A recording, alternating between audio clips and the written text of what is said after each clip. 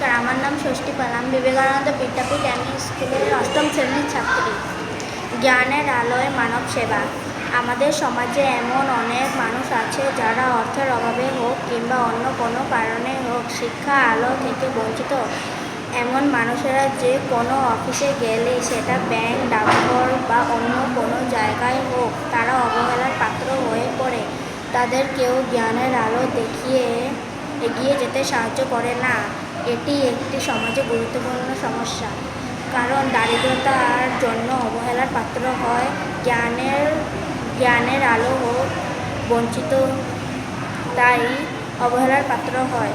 সমাধান: প্রত্যেক ব্যাংক, ডাকঘর কিংবা অন্য কোনো সরকারি প্রতিষ্ঠানে এমন একজন ব্যক্তিকে নিযুক্ত করতে হবে যারা জ্ঞানের আলো থেকে বঞ্চিত মানুষদের জ্ঞানের আলো দেখিয়ে তাদের দুর্গম পথ থেকে সুগম করে দেবে।